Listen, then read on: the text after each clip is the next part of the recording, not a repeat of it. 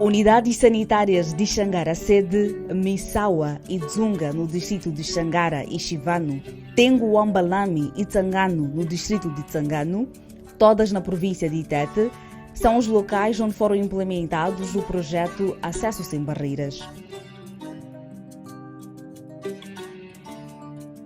O projeto teve o seu início em 2020, infelizmente com o impacto que o Covid trouxe, a semelhança do que trouxe em todas as outras áreas. Então foi um momento difícil, mas apesar disso, com as estratégias, o que é que nós pensamos, aquilo que estava escrito do projeto, conseguimos implementar dentro do período que estava previsto. Foi implementado usando uma estratégia integrada de vários setores ou várias componentes. Refiro-me à componente comunitária, que eram envolvidos as lideranças comunitárias, os ativistas. Na questão de inclusão, era de capacitar os técnicos de saúde em matéria de línguas de sinais e inclusão das pessoas com deficiência no setor da saúde, de forma geral. Uma iniciativa do governo de Flandres, dirigida pelo consórcio PCI Media Impact, TV Surdo e ICRH Moçambique, que procurou aumentar o acesso aos serviços de saúde sexual e reprodutiva para adolescentes e jovens com e sem deficiência dos 10 aos 24 anos de idade. Fiquei grávida quando tinha 18 anos. O motivo pela qual em que as coisas não aconteciam normalmente como os outros pacientes têm no atendimento é a falta de conhecimento. Aquele problema e de rito de iniciação já estragar nas comunidades.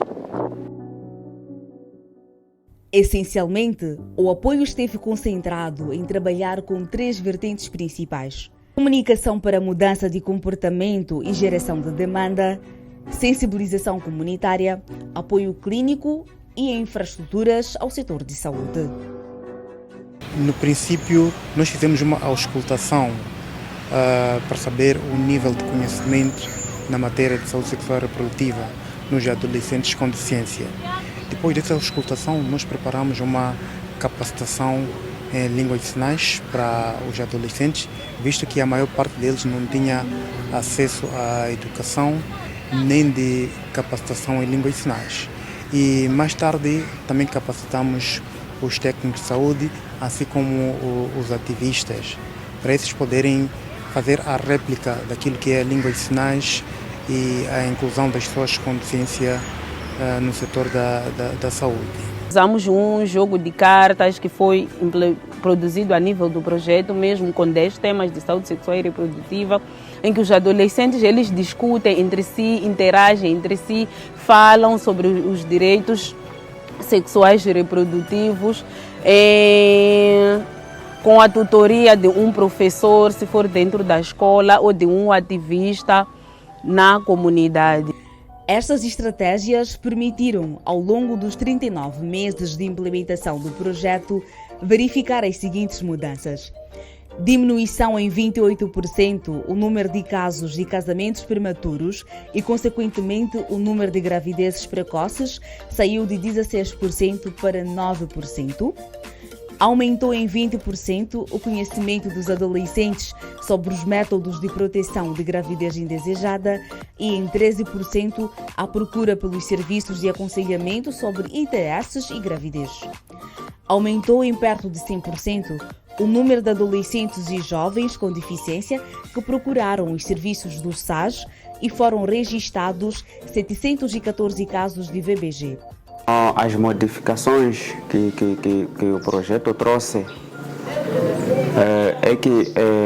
trouxe a demanda, né? Quer dizer, aqueles adolescentes antigamente não vinham na unidade sanitária vir buscar aquilo que é a informação sobre a vida deles, mas atualmente ou agora todos os adolescentes aderem, aproximam a unidade sanitária, procuram aquilo que é os nossos serviços. Isto é notório nos números. Antes, nós no atendimento não tínhamos este número que nós temos agora. Não tínhamos por causa dessas muitas limitações que estavam em causa. Mas agora é possível notar a mudança. Para maximizar os resultados, foi necessário preparar as unidades sanitárias para responder à demanda criada. Neste sentido, foram reabilitadas e apetrechadas as unidades sanitárias e capacitados os provedores de saúde. Havia provedores de serviço que nem sequer conseguia inserir o DIU. Nós fizemos formações de saúde sexual e reprodutiva no geral, mas também mais para o fim do projeto fizemos sessões de práticas, refrescamento das formações que tinham sido feitas. Foram reabilitados num total de 3 SAGs específicos. SAGs específicos me refiro a um local específico só para atender o adolescente e o SAG integrado nas outras 3 unidades sanitárias, onde dentro dos serviços de saúde materno-infantil tem um espaço, um horário específico para atender às necessidades do adolescente. Em termos de equipamento que temos, é possível trabalhar. Criadas as condições nas unidades sanitárias, o projeto concentrou seu trabalho com ativistas, líderes comunitários e professores através de diálogos comunitários. É uma atividade que está ligada diretamente ao material que foi produzido, o material de IPC, que inclui um jogo de carta, o álbum seriado, o próprio guia de comunicação que ajudou os ativistas a fazerem isso. Desta colaboração dos ativistas, dos líderes comunitários, conseguimos alcançar mais jovens, que é o grupo-alvo do projeto, os jovens com deficiência, principalmente a deficiência auditiva. Nisso, houve necessidade de prestar maior atenção a um grupo duplamente marginalizado no acesso aos serviços. Tenho ido aprender a língua de sinais junto com os meus amigos. Criamos demanda nas unidades sanitárias, principalmente nos SAIs, através de capacitação de língua de sinais dos técnicos de saúde, assim como os adolescentes e jovens surdos. O projeto desenhou que ia preparar os provedores de serviços para poderem melhor comunicar com os adolescentes surdos. Formamos os provedores e logo a seguir notamos que estamos a formar os provedores para falarem com quem? Afinal, aqueles beneficiários, os adolescentes com deficiência auditiva, que deviam ser atendidos, preparamos um provedor para estarem em melhores condições para isso, eles próprios tinham as suas lacunas. Temos adolescentes que no passado nunca tinham contato com outras pessoas com deficiência auditiva. Então nós fizemos um intercâmbio, fizemos com que os adolescentes com deficiência pudessem se encontrar e assim trocar as experiências. E conseguimos também fazer esse processo da capacitação não só dos adolescentes surdos, mas também de ativistas, educadores de pares, que à medida que aprendiam a língua de sinais, aprendiam para eles, mas também aprendiam para lidar com este grupo que, em termos de vulnerabilidade, tem muitos desafios. Conseguimos criar grupos de jovens e adolescentes surdos para que eles possam trocar experiência na área de língua de sinais e questões ligadas à saúde sexual e reprodutiva. É conhecido o poder e o papel das rádios comunitárias. Por isso, através de suas parcerias, o projeto Acesso Sem Barreiras apostou em 4 formatos de programas radiofónicos que ajudaram na mudança social e de comportamento entre adolescentes e jovens. Nós começamos com o programa Ouro Negro ao Vivo, um programa de adultos, né? Adultos, todos os estratos, todas as idades, mas à medida que implementando, e aqui o Covid também influenciou, que nós tínhamos pensado também fazer teatro comunitário, mas com as barreiras impostas pelo Covid para fazer o teatro comunitário, nós decidimos fazer um outro programa que se chama Ouro Negro da Malta. E esse programa Ouro Negro da Malta é de jovens para jovens, que fazem programas na comunidade, e aqui tivemos uma participação muito grande dos adolescentes com deficiência, que passaram a ser produtores de rádio também. Nos primeiros dias, pessoas não tinham aquele hábito de escutar o programa porque era os primeiros dias. Mas quando passamos alguns dias, alguns meses, pessoas começaram a gostar.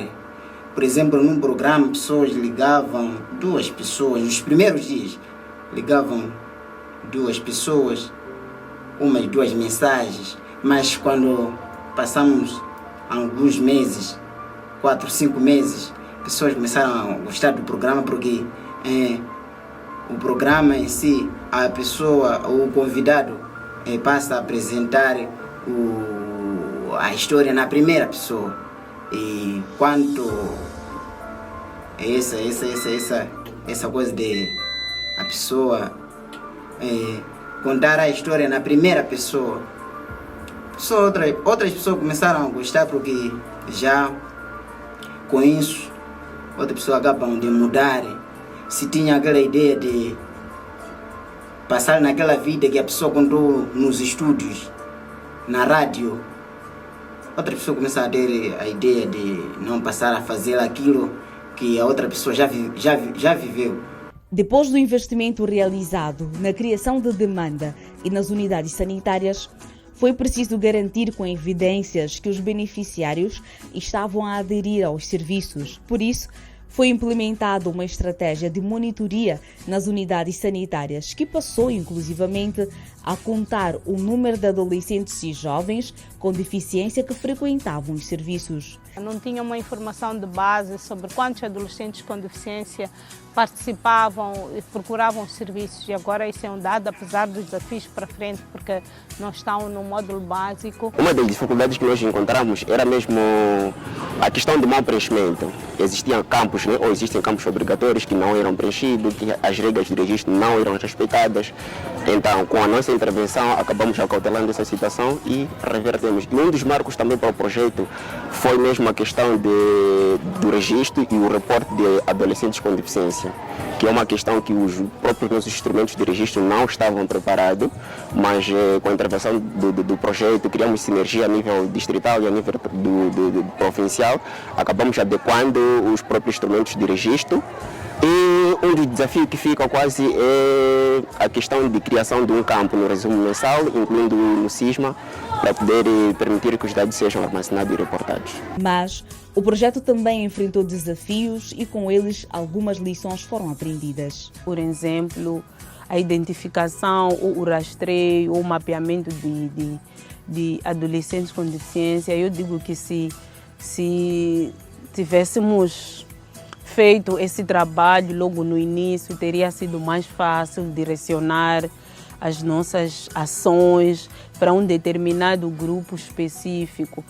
O material usado, o material CIP, que usamos para diálogos comunitários, os álbuns seriados, são bons materiais, têm uma mensagem adequada para jovem.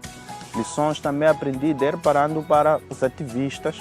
Hoje eles são ativistas com vontade de trazer impacto e mudar o comportamento dos adolescentes e jovens no meio das suas comunidades.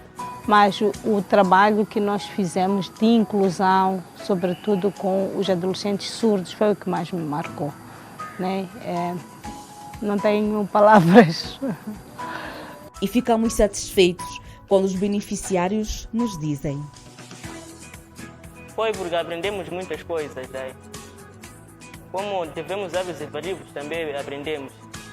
Aprendi que podemos se proteger a fazer sexo e depois ir fazer teste e pedir ajuda, como você pode proteger sua vida. Cuidar das doenças, sobre a HIV e outros mais.